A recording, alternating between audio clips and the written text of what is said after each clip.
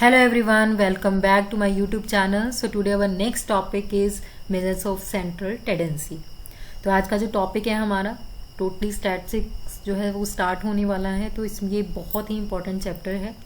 तो हम स्टार्ट करते हैं विद द इंट्रोडक्शन कि मेजर ऑफ सेंट्रल टेंडेंसी होता क्या है। सबसे पहले तो आती है इसकी इंट्रोडक्शन। तो इन स्टैटिक्स जो है सेंट्रल टेंडेंसी जो है एक सेंट्रल वैल्यू है और टिपिकल वैल्यू है जिसमें किस चीज़ के लिए फॉर ए प्रोबेबिलिटी डिस्ट्रीब्यूशन।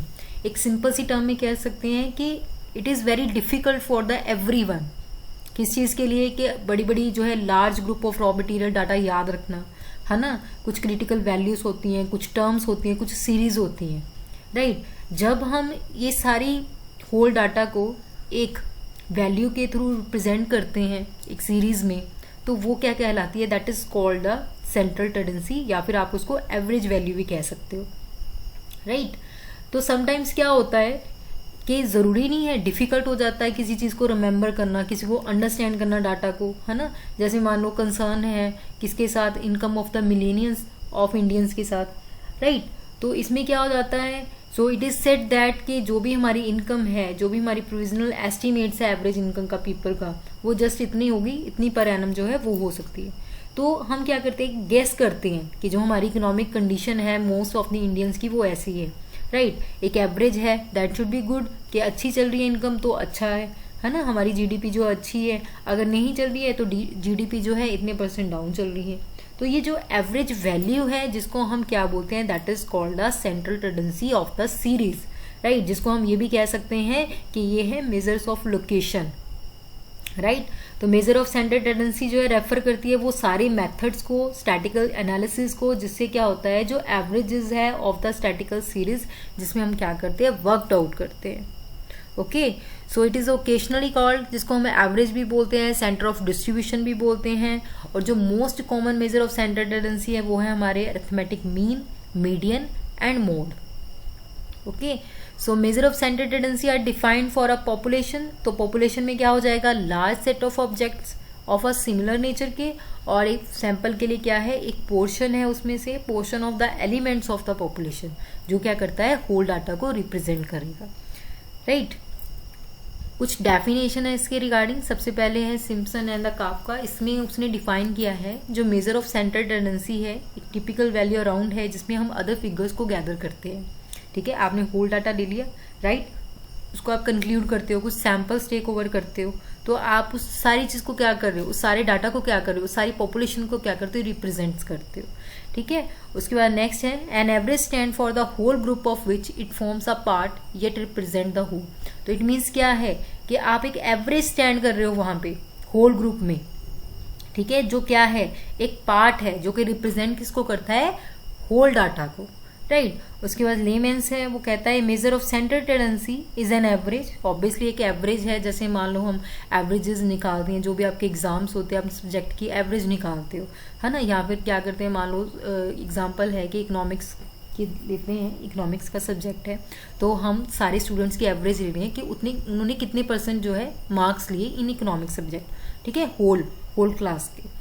तो एक एवरेज निकालते हैं कि हाँ जो रिजल्ट है दैट शुड बी कि जितना टारगेट था उससे अच्छा आया है या फिर कम हो गया है, क्या उसकी क्या रीजंस है वो भी हम देख सकते हैं। ठीक है, तो एक एवरेज टेंडेंसी लेते हैं।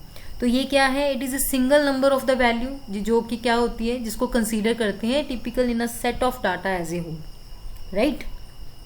तो कहने का मतलब ये है कि जो भी हमारी डेफिनेशन है वो ये कह रही है कि जो एवरेज है एक फिगर है जो कि रिप्रेजेंट करती है होल ग्रुप को, राइट। तो average is a single value जो क्या करती है, within the range of the data that is used to represent all the values in the series. Okay, उसके बाद नेक्स्ट है हमारी जो इंपॉर्टेंस है सेंट्रल टेंडेंसी की। सबसे पहले है कि इसका जो मेन है to find the representative value. तो इसमें सेंट्रल टेंडेंसी में क्या इसका इंपॉर्टेंस क्या है कि वो वाली वैल्यू फाइंड करता है कि जो होल डाटा को क्या करती है, रिप्रेजेंट करती है, जिससे क्या है, इट्स अ इजी कि जो भी हमने रिजल्ट हमारे जो है एक्यूरेट आते हैं, ठीक है, रिलायबल आते हैं, और पूरे डाटा को वो क्या करती है, रिप्रेजेंट करती है। साइज डाटा, इट मीन्स कि जो डाटा है वो ब्रीफली जो है एक्सप्लेन किया जाता है, ठीक है। तो बहुत ही ज़्यादा ईजी रहता है अंडरस्टैंड करना, right. To make the comparisons, तो इससे क्या होता है कि कंपैरिजन करना बड़ा इजी रहता है। जैसे मान लो सपोज करो कि लास्ट ईयर में जो रिजल्ट आया है ना, कॉमर्स का जो रिजल्ट आया है और दिस ईयर जो रिजल्ट आया है, तो इससे ईजी ना कि आप उसको कंपैरिजन करना कितना ईजी रहेगा कि उससे बेटर है या उससे बेटर नहीं है ना, कि जो परसेंटेज है वो अच्छी आई है कि नहीं आई है। Then next is helpful in further statistical analysis. तो इस बेस पे हम क्या कर सकते हैं, जो भी हमारे फर्दर के, जैसे मान लो कि इस साल इतना रिजल्ट आया है, तो फर्दर हम क्या करते हैं, फोरकास्टिंग करते हैं, एनालिसिस कर सकते हैं कि हाँ जी अगर इस बार 96% है तो नेक्स्ट में जो है 97-98% ऐसे आ सके। तो फर्दर स्टैटिकल एनालिसिस करने में बहुत हेल्पफुल है। उसके बाद जो नेक्स्ट है, तो सबसे पहले हम करेंगे इसमें मीन। जो मीन है अब हमारी 3 है, मीन, मीडियन, मोड, ठीक है, सेंटर टेंडेंसी में। तो सबसे पहले हम मीन कर रहे हैं। जो मीन है एक सेट ऑफ वैल्यूज होती है जो मेजरमेंट करती है कुछ sum of all the measurements, right. जितनी मेजरमेंट्स को ऑल को हम क्या करते हैं, सम करते हैं, मतलब सबको हम क्या करते हैं, एडिशन करते हैं, उनको ऐड करते हैं। फिर उसको जो डिवाइड किया जाता है number of measurements in the set, कि जितने भी नंबर ऑफ मेजरमेंट्स होंगे सेट में उसके साथ हम उसको डिवाइड करते हैं, ठीक है। ऐसे हम क्या निकालते हैं, मीन की वैल्यू निकालते हैं। जैसे एक तरह से कह लो कि एवरेज होती है, लेकिन जो मीन है वो मोस्ट पॉपुलर है और बेसिकली बहुत ज़्यादा यूज़ किया जाता है। इसको जो है it is sometimes called the arithmetic mean भी इसको बोलते हैं। तो मीन को जो है हमको 2 पार्ट्स में डिवाइड किया हुआ है। मीन को हम अनग्रुप डाटा में कैसे कैलकुलेट करना है या मीन को हमने ग्रुप्ड डाटा में कैसे कैलकुलेट करना है वो डिस्कस कर रहे हैं। तो सबसे पहले mean for the ungrouped data. अब अनग्रुप डाटा क्या होता है कि जिसमें क्या है, सीरीज गिवन है, राइट। हमने 3 सीरीज की थी, इंडिविजुअल सीरीज है, डिस्क्रीट सीरीज है, कंटिन्यू सीरीज है। तो उसके अकॉर्डिंग क्या है, ग्रुप्ड डाटा है या अनग्रुप्ड है, उसमें हम जो है हम फॉर्मूला जो यूज करेंगे। So if we get the mean of the sample we call it the sample mean and it is denoted by read x bar. तो सैंपल मीन में क्या होगा कि sum of all the values in the sample, ठीक है, सारी values को यहाँ पे एडिशन करेंगे, लेकिन उसको हम डिवाइड किसके साथ करेंगे, जो नंबर ऑफ वैल्यूज सैंपल में होंगी, ओके, राइट।